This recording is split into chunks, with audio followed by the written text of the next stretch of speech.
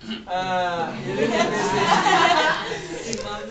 remove the bra, necklace, habak, not inside. Okay. You know what's habak? Yes. Naraman din. You remove that kung nag-exit ka itong pelvis, pelvis, and abdomen. But for the chest, mo kita gabak na di adi pwede rin yung mga kasagaran niya. So, set inside. No? Okay, then let the patient change into an examining gown. If it's a male, of course, you don't need to ask him to wear a gown. Pwede rin na siya mag-ball, no? Which is unfair, no? If the male can do bear ang top. Ano ang babae? Nagputis na sa Europe, di ba sa putis among women that they should be allowed to be kuan ka ng topless sa beach. Because unfair daw sa mga laki sa ila, laki, why are they allowed and silang babae dili. Wala na ilalis diri sir. Gina na ilalis diri sa But anyway, if it's a male patient, you can just let the patient remove if it's a polo shirt with buttons, and if you think that the patient is uncomfortable, give him a gown, but it's not necessary, no? Ako I'd rather wala, because even with this, this will sometimes create an artifact, a shadow, no? So I would rather, I would rather wear this. That's why mga foreigners, they are used to even purchase X-ray, wala gina, hubog gina, no? There are even countries nga naalag nga sila nga magpa-examine gani, everything is gone. Okay. Pag ingon na mo, okay, yan siya sa astake sa atubangan, naghubo ang pasyente. Higa siya diretso. As in hubo. Depende man na sa culture. Inspired na sila mo. That's cultural, no? So it depends, that is accepted practice sa ila. Dili man din sa ato sa accept.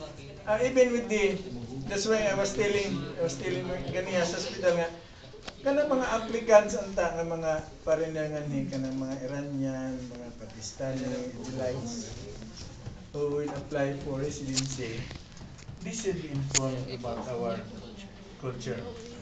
Na we are very conscious about hygiene and how we smell, no? Ya kailangan mo kaayong absurd yan kaguliyang mga tao pag naunga. Umot kayo, no?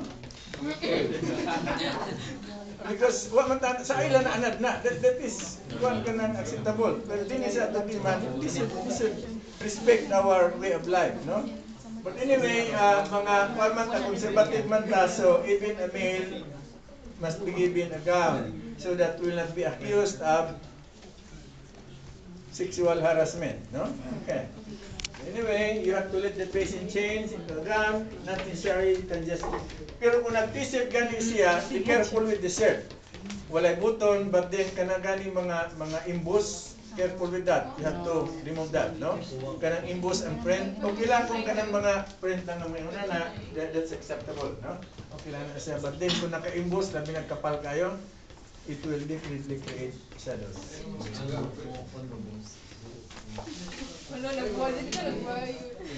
Then you have your caliper. Okay. As soon as you're ready, you have to introduce yourself to the patient and tell the patient that you're going to do the chest X-ray. Okay, and make sure that it is the right patient. What I mean by the right patient is that you have to ask for identification for name. Ayaw ingna na si kuan ka no, si Rudy Fernandez, no? Don't say that. Ayaw ingna si Pilo Pascual ka. Araw na dyan. Ay lagi sir gaymon. Ganun ka pa lumang bayot, nagasuway mo. Okay, you have to say, dyan nga lang nato, sir, no? Okay. It must be the patient who will give you the information. Ayaw gikan sa imong kay. There are patients nga patakalag, oh, So, kabante. Oo. Usahay niya, mauwaw nga, bungol-bungol siya. No? So, Okay. So, you ready? First thing you do after naka-change ang pasyente is to, this one has to be removed. Di ba man? Tara na sila. Ha? Okay. You measure for anterior, posterior, the chest. You measure it, of course, you look at it here, inside, no? For the male, you can do it at level at T7, somewhere at the level at the nipple line, no? Okay. Or you can check the inferior angle of the scapula.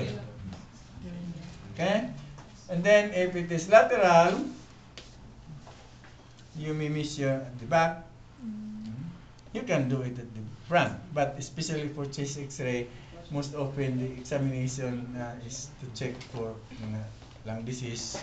So I don't advise you na mag-atubang sa pasyente, no? Okay. So it is preferred that you do your thing at talikod, no? Okay. So that way for lateral. Okay. Female. Ang front, sir. Ha? Several right? Ayan, nipple line. Tingali ang nipple dia sa hawak. Okay, wala lang mo sikral yung mga eksrihan. Okay, wala lang mo sikral. Anak mo na Ha? Okay. Ano yung nasa galaling ko ng mission? Tingali, maliog yung mission. Uy!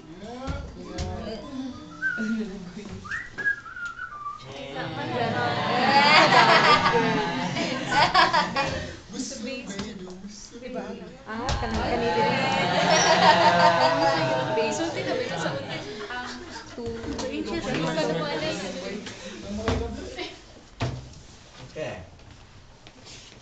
You may use, because Mr. Magic is an adult, you can use 14 by 14 or 14 by 17.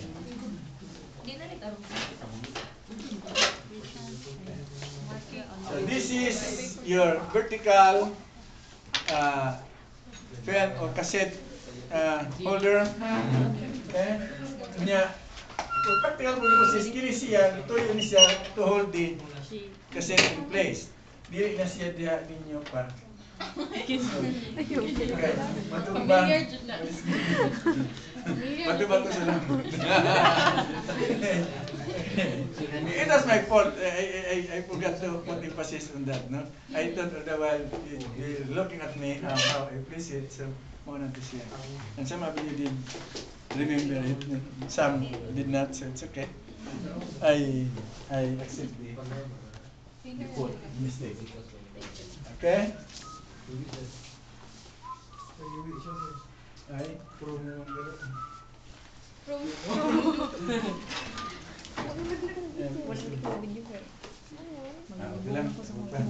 Tiin natin.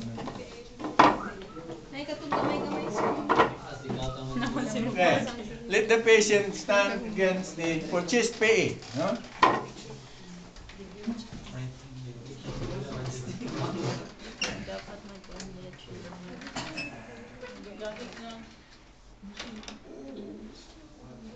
Okay. Place the chin on the chin rest of the chest stand. This is the chest stand. This is the chin rest. You put the chin on the chin rest of the chest stand.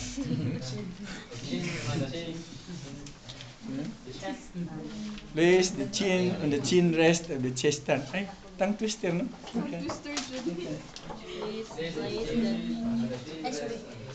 The chin on the chin rest of the chest stand. Okay. Okay. Cheese. Chest. Chest. That's not cheese. Chest. Lami man ang cheese.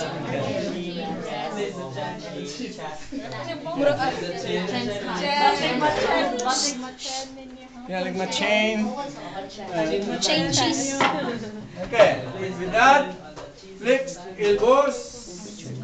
And place the back of the palm low on the hips.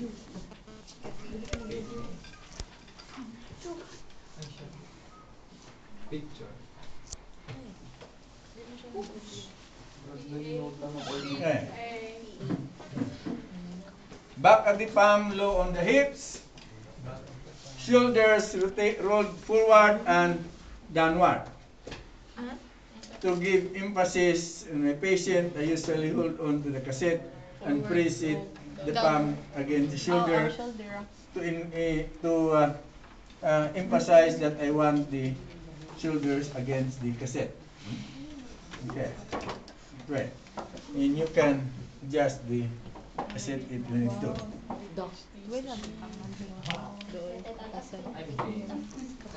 Now, elbows flexed, back of the palm low on the hips. Low on the hips because we need to roll the shoulders downward and forward. And you cannot do that if di ang imong back of the palm. Ang uban pa, sir, ana man magparedress. You don't do that because it is difficult for the shoulders to be rolled forward. Forward to wing out the scapulae. The scapulae should be outside of the shadows of the lungs. And downward because you want to position the clavicles little bit down, allowing about 1 inch or 2 inches of lung epiphysis above the clavicles. You got that? Mauna importante sa imong chest, no? Okay. Besides, yung imong anaon, there's a tendency delikado ma-appeal imong kamot sa iyang lungs. Okay. Then, we use the upright gonadal shield.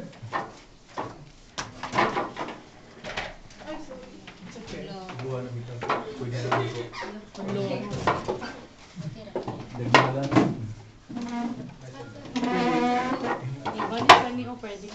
Okay. Then you have the upright gonadal shield with the beam at 72 inches SID. Beam is directed horizontally perpendicular to the cassette at the level of T7.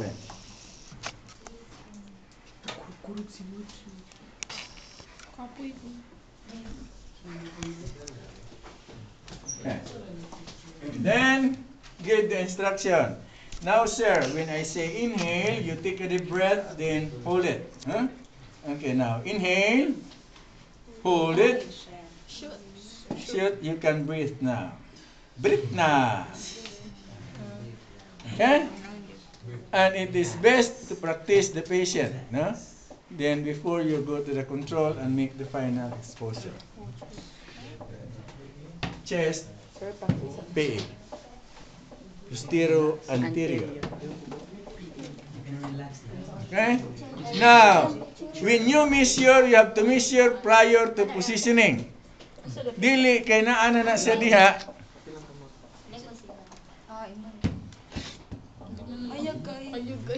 Naka-position na imo pang kuutol o posisyon, no? Okay. So you have to measure prior to positioning. Okay? Patient's chest against the cassette. Place the chin on the chin rest of the chest stand. Flex elbows, the back of the palm low on the hips. Roll the shoulders forward to wing out the scapulae and downward to allow 1 to 2 inches of lung epiphysis above the clavicles to bring down the clavicles, ubos. Okay?